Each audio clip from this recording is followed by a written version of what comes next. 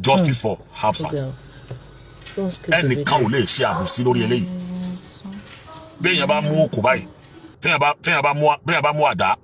ajá ìdáyà téèyàn bá mú ọ̀bẹ àbádà tó bá pa ìyá rẹ̀ ìyá tó bí tó bá pa á ní sọpọ́tà téèyàn bá pa bàbá ẹ̀ á ní sọpọ́tà á ní wàhálà bàbá rẹ̀ náà ti pọ̀jù jàre wàhálà ìyá rẹ̀ náà ti pọ̀jù jàre wọ́n ti máa ń ṣe nu ẹ gbọ́ mi yé lórí Hafsat tí Abdulrahman nípa yìí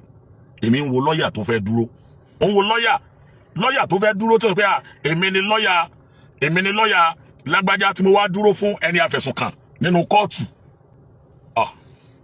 lọ́ọ̀yà kò gbowó iṣẹ́ títí ẹ̀ àbí lọ́ọ̀yà kò gbowó iṣẹ́ títí ẹ̀ àbí àrètí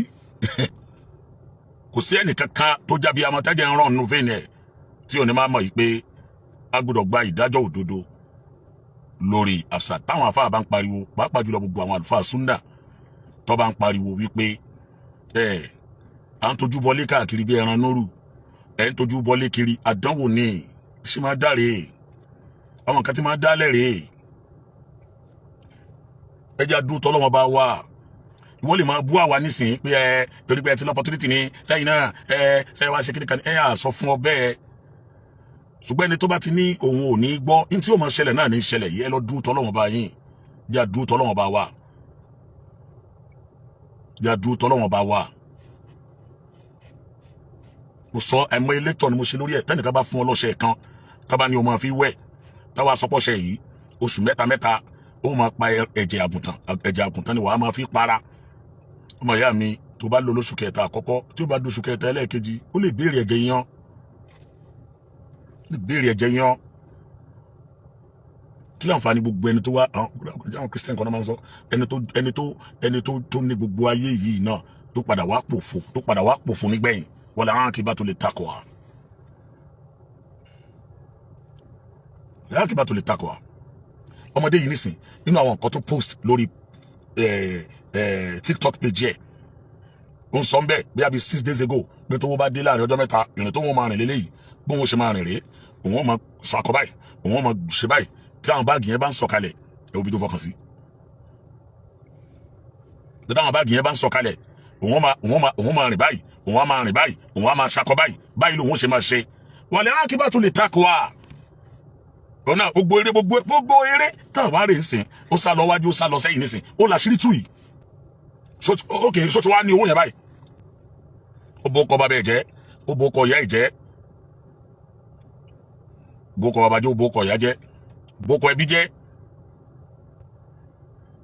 ìsàlẹ̀ kòtò àdúgbò tó tóbi ní ìsàlẹ̀ kòtò ilé wọn ní ìdí ìsìn nílé wọn ó pe ọmọ yẹn ìyẹn Hafsat gẹ́gẹ́ gbogbo yín ṣe gbọ́ sórí yẹn nígbà tọmọ yẹn dénú ilé ẹ̀ ọmọ yẹn sọ pé òun fẹ́ jẹun ó jáde lọ ó lọ ra oúnjẹ fún ọmọ yẹn ní item 7 ó lọ ra rice fún ọmọ yẹn nílé oúnjẹ tó ń pè ní item 7 gbà tó ń ra oúnjẹ yẹn bọ̀ ó ra drinks pẹ̀lú ẹ̀ ó wá drug drinks yẹn ó drug drinks yẹn ó drug yẹn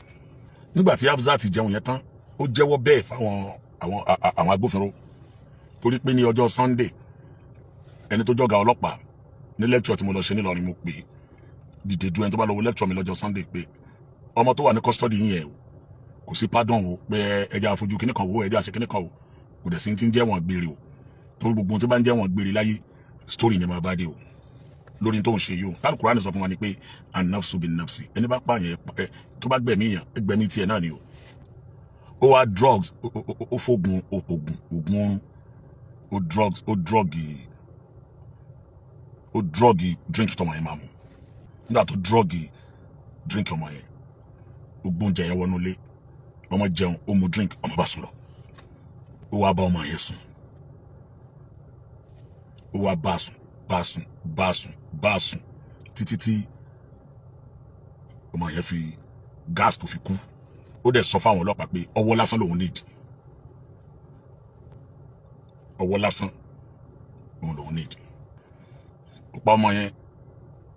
gbogbo àwọn pàtì ara ọmọ yẹn tó kù ló kó sínú kìnìtẹ̀rí yẹn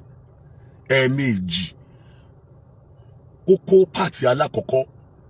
ó gbé lọ sí ibì kan tó ń pè ní Michael Modu bin dustbin kan tó wà ń bẹ̀ mo ṣe sọ yàwọn tó bá jọmọ lọrin yóò ti mọ ibi tí mo sọ yìí Michael Modu ibẹ̀ ló da pàtì agbègbè alákọ̀ọ́kọ́ sí ẹ̀ẹ̀mejì ló kó lọ bẹ̀ torí pé gbà táwọn ọlọ́pàá padà wá tó mú àwọn ọlọ́pàá débi bin yẹn wọn àtúnkì ní ẹdẹ sálẹ̀ wọ́n rí àwọn pàtì díẹ̀ wọ́n rí kó jáde kó inú bin tó da ẹran ara ọmọ yẹn sí níbo ló ti wá gbé orí tó wá gbé lọ Ìbàdàn tó wá lọ ta nǹkó tẹ́ ń kúrọ́ máwọn ará Ìbàdàn ni wọ́n ra orí níbo ló ti gbé orí lọ bọ̀ tọ́rọ̀ bá ṣẹlẹ̀ báyìí onírànà kálukú ló máa mú wa alákọ̀ọ́kọ́ ó kó lọ́bẹ̀ ó lọ dá sínú bin yẹn ẹlẹ́ẹ̀kejì náà ó kó lọ́bẹ̀ ló dá síbẹ̀ ẹ̀ẹ̀mejì ló dá ọmọ yẹn síbẹ̀